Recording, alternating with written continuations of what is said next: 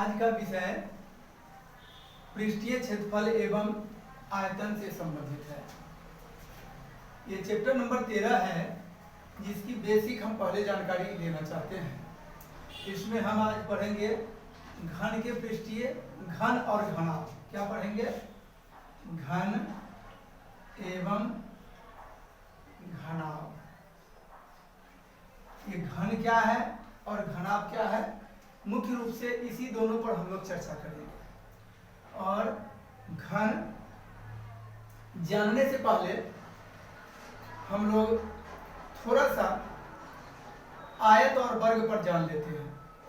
अभी तक हम वर्ग के बारे में और आयत के बारे में जानते आए हैं, जिसमें वर्ग में सभी भुजाएं, ये वर्ग है, वर्ग में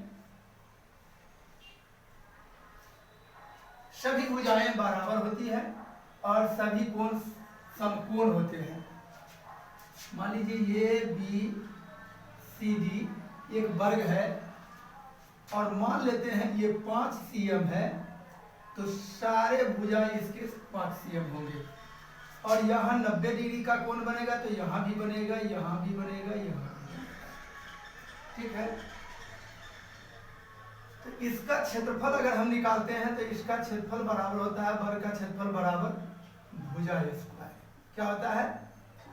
भुजा स्क्वायर। उसी प्रकार से यदि आयत हम निकालते हैं, आयत का क्षेत्रफल, तो आयत की प्रकृति पहले देखा जाए।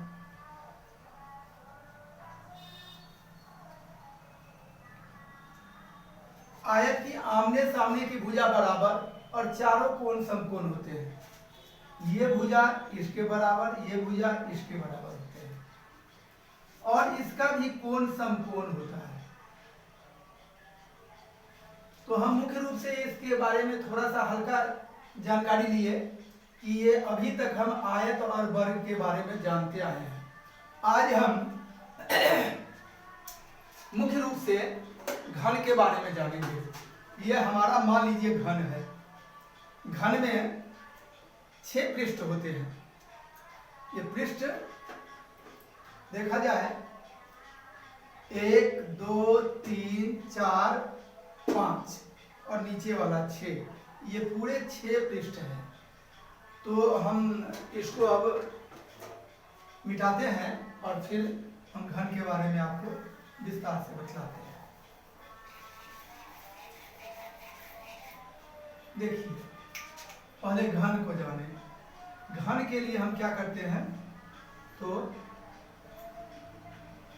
वर्ग में ही वर्ग को समाहित करते हैं, हमारा आराम से घन तैयार हो जाएगा।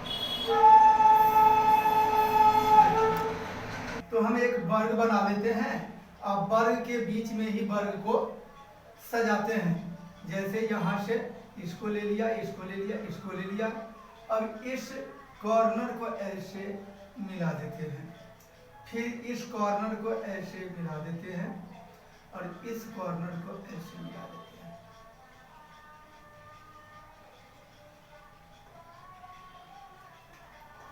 हो गया, ये हमारा घन तैयार हो गया। इसमें 6 पृष्ठ है, तो 6 पृष्ठ है, तो इसमें 6 पृष्ठ जो है सो सभी समान है। ये अगर हम ए मान लेते हैं तो सभी 6 पृष्ठ ए हो जाएगा। चारों बगल से ये हमारा 6 पृष्ठ हो जाएगा। ए ए ए 2 2 4 2 6, ये सभी 6 पृष्ठ हमारा तैयार हो गया। अब इसको हम लंबाई गुने चौड़ाई के आधार पर ले, तो ए स्क्वायर जोड़ ए स्क्वायर जोड़ ए स्क्वायर जोड़ ए स्क्वायर जोड़ ए स्क्वायर 2 2 4 5, फिर ले लीजिए ए स्क्वायर। इस प्रकार से सब में 1 1 1 1 1 1 छिपा हुआ है, और कुल मिलाकर के हमारा हो जाता है 6a स्क्वायर। अर्थात हमको घन का पृष्ठीय क्षेत्रफल निकालने के लिए रटने की कोई आवश्यकता नहीं है।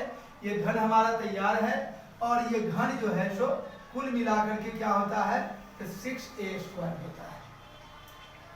अब इससे संबंधित जो भी प्रश्न हमको सामने आएगा, हम इसी सूत्र के आधार पर हम घन का क्षेत्रफल, संपूर्ण क्षेत्रीय पृष्ठीय क्षेत्रफल निकाल लेंगे।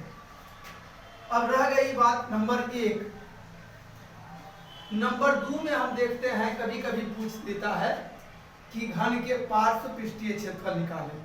तो पार्श्व का मतलब ये हुआ या चारों भुजाओं का क्षेत्रफल, तो ये ऊपर वाला और नीचे वाला उसमें छट जाता है। ये भी आयत के समान हो गया, यानी 2 भुजा लंबाई गुने चौड़ाई, और ये भी हो गया लंबाई गुने चौड़ाई, यानी 2 भुजा इसमें से हमारा छट जाता है, जो 4a² हो जाता है। तो ये हमारा हो गया पार्श्व पृष्ठीय क्षेत्रफल। क्या कहलाता है? ये कहलाता है पार्श्व पृष्ठीय क्षेत्रफल, और ये कहलाता है घन के संपूर्ण पृष्ठीय क्षेत्रफल। ये दोनों क्षेत्रफल हम आसानी से निकाल लेंगे। अगर किसी घन का या किसी का आयतन अगर कहे तो फिर हम उसका निकाल लेंगे AQ।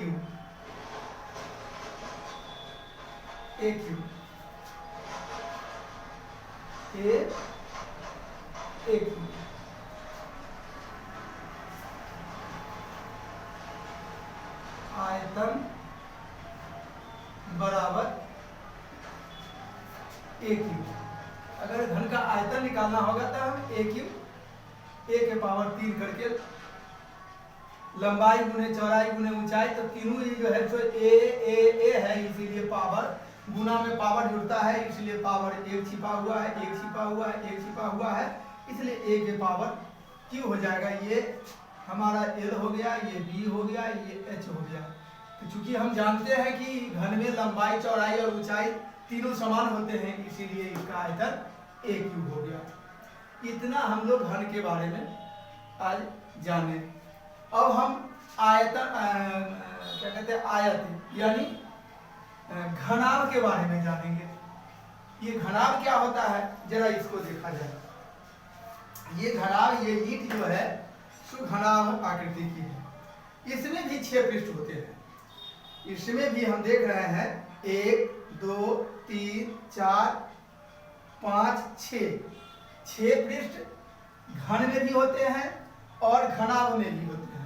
अंतर बस इतना ही है कि इसमें सभी भुजा समान है, और इसमें जो है सो लंबाई, इधर चौड़ाई, लंबाई, ये ऊपर भी लंबाई है, नीचे भी लंबाई है, फिर इधर भी लंबाई है और इधर भी लंबाई, अर्थात 4 लंबाई हुआ।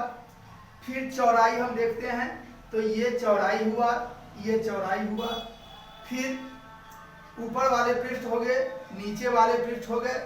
इसमें भी 6 पृष्ठ है, और 6 पृष्ठ में सेम इसकी तरह अंतर इतना ही होगा कि लंबाई, चौड़ाई और ऊंचाई ये तीनों जो है सो समान नहीं होते हैं। इसमें लंबाई अधिक होता है, चौड़ाई उससे भी अधिक, और ऊंचाई या चौड़ाई में जो अधिक हो उससे कोई फर्क नहीं पड़ता है। मान लीजिए हमारा ये रूम है, तो रूम है, ये भी घनाभाकार है। घनाभाकार कैसे है, तो हम देख रहे हैं कि ये जो है सो दीवार और ये दीवार दोनों आमने सामने की दीवार जो है सो बराबर है, तो ये चौड़ाई हम मान लेंगे इसका। ये दीवार जो देख रहे हैं, ये दीवार हमारा जो है सो लंबाई में है, तो फिर इसके सामने भी जो है सो लंबाई, ये दोनों आमने सामने बराबर है।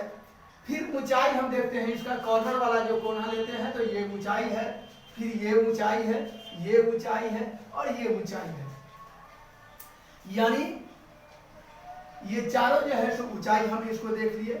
फिर हम देखते हैं ऊपर वाला पृष्ठ है, नीचे वाला पृष्ठ है, छत वाला लीजिए और ये लीजिए। कुल मिलाकर के 6 पृष्ठ इसमें भी होते हैं, 6 पृष्ठ घन में भी होते हैं। अब घनाभ में जो है सो हम देख रहे हैं कि इसकी लंबाई, मान लीजिए कि ये घनाभ है। घनाभ का चित्र भी हम आपको बना करके दिखाते हैं, जरा देखने का कोशिश कीजिए। ये घनाभ कैसे बनता है देखा जाए। ये आयत की तरह हम इसको तैयार कर लेते हैं, ठीक है। अब फिर हम इसको ऐसे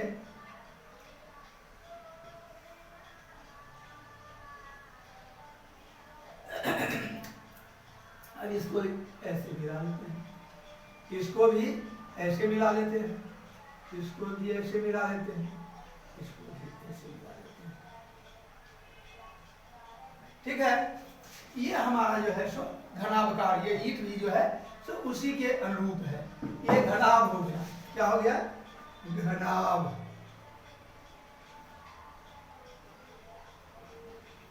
ये घनाभ हो गया और ये हमारा घन हो गया।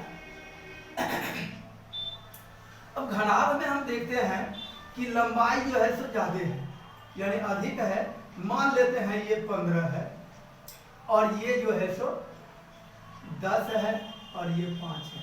सीएम मानिए, मीटर मानिए, आप जो मानिए उसके आधार पर ये सवाल बनेगा, इसमें कोई बात नहीं। तो ऐसी स्थिति में हमारा घनाभ निकल जाएगा। तो हम इसमें भी निकालते हैं घनाभ का पृष्ठीय क्षेत्रफल। लिख लीजिए, घनाभ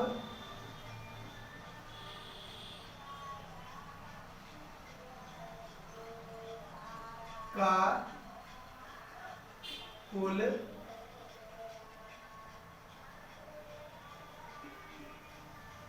पृष्ठीय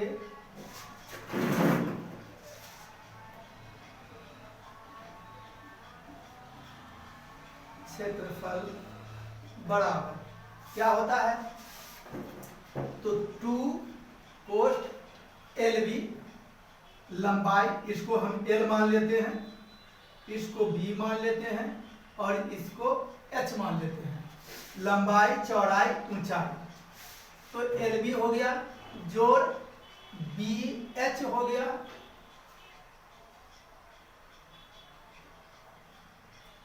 प्लस LH हो गया, LH हो गया। यही हमारा एक सूत्र के रूप में हो गया, जो लंबाई गुने चौड़ाई, फिर चौड़ाई गुने ऊंचाई, फिर लंबाई गुने ऊंचाई। इसी के आधार पर हमारा जो है सो घनाभ के कुल पृष्ठीय क्षेत्रफल निकल जाएगा। अब इसमें कभी कभी पूछ देता है कि घनाभ के, ये नंबर 1 हुआ, नंबर 2 इसको ले लीजिए, घनाभ के चारों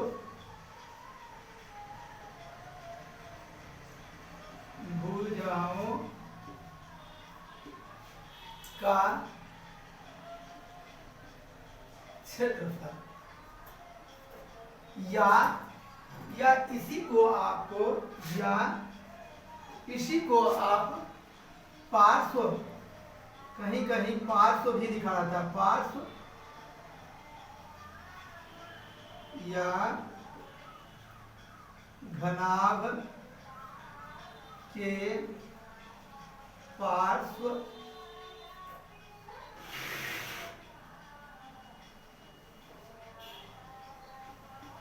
पृष्ठीय क्षेत्रफल बराबर। यहाँ या तो प्रश्न में रहेगा कि चारों भुजाओं का पृष्ठीय क्षेत्रफल, चारों भुजाओं का पृष्ठीय क्षेत्रफल रहेगा, पृष्ठीय क्षेत्रफल, और नहीं तो रहेगा घनाभ के पार्श्व पृष्ठीय क्षेत्रफल। दोनों में से कोई एक रह सकता है। तब हम ऐसी स्थिति में क्या करेंगे? तो इसमें से हम ये जो इसका क्षेत्रफल है 2 कोष्ठ LB जोड़ BH जोड़ LH, उसमें से हम ऊपर वाला और नीचे वाला, यानी लंबाई गुने चौड़ाई, लंबाई गुने चौड़ाई करके हम इसको घटा लेंगे। तो आप जो है सो इसको क्या करेंगे? तो इसको लिख दीजिए 2 LB जोड़ BH जोड़ LH रहने दीजिए, और इसमें से माइनस 2 LB लंबाई गुने चौड़ाई और लंबाई गुने चौड़ाई 2LB। ये जो है सो घटा लीजिए, और ये जब हम घटा लेते हैं तो हमको 4 पृष्ठ जो है सो निकल जाएगा।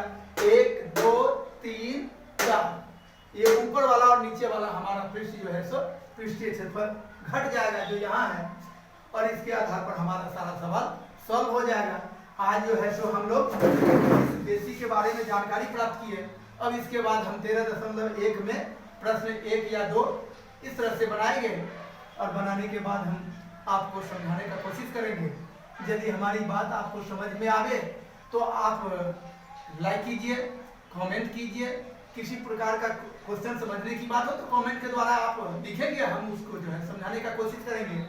और यदि उससे भी आपको जिज्ञासा हो कि आपको समझ में आ रही है तो अगले साथी को भी जो है सो आप बताने का कोशिश करें।